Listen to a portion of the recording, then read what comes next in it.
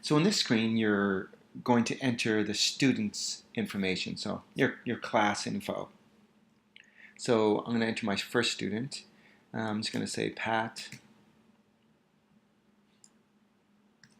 Fantastic. Let's say that's a student.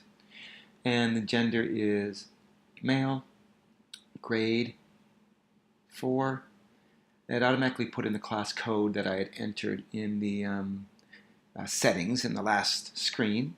And then email, Guardian 1 and email 2 is basically just the parents' email addresses. So if you plan on sending emails out to parents reporting on student progress, on their assessments, or just general emails, you need to enter their emails here. Now you can do that at a later date. So just leave it blank for now and then go into students in the student list. This is what we're in right now, and enter them after. I'll just put in, let's say the parent's email address is pat at k6ninja.com. And maybe that's it. I'm done. So now I'm just going to press the plus button at the top, and it's going to add another record for another student. And I'm going to put Jane Doe, and gender, I'm going to put female. Now in a future version, I'm probably going to change this where there's an option for male, female, and other. There's I know there's a movement now for options for transgender, and so the reason that there's gender even in here is that there's a comment bank which will insert comments that will change the name and the pronouns for students automatically. And so if it was a female, it would change it to she or her and the name Jane or so and so on.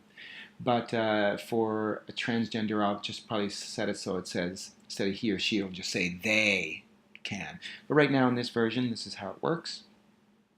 And so maybe I'm done with that person. I'm going to add another one by pressing the plus at the top and put in John Smith. And gender, I'll say male. And you'll see the grade is automatically coming in now. It's kind of whatever I entered in the last record. It'll put that same grade in. Maybe John Smith, though, is in the grade 5 part of this class. So I just click it and select grade 5 instead.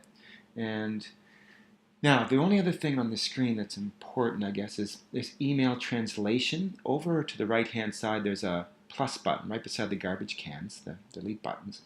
And if I press the top one for John Smith, it brings up a little window with so you can see the email feels a little larger, kind of a little bigger, and it also has at the bottom this email translation. It says EN English right now, but I could select that and change it to, whatever, German or something. So I change it to German, and what will happen is when I email parents, it'll translate this. It'll send it through Google Translator and send out the email in whatever language I've selected here. So I haven't really needed it before, but this year I'm at a school that's quite diverse, and I probably have 5 students or 5 parents basically that do not read English or have very limited understanding of English, and so this just helps with the communication with them. So I'm set. So now you'll see that's blue. So any ones that are blue, any plus buttons that are blue, means they've been set to another language besides English. So then if I'm all done, I'm completely done, have all my students entered.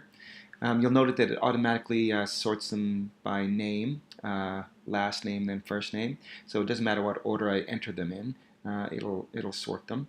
And then I press next at the top, and it says, attention, you've only entered 3 students.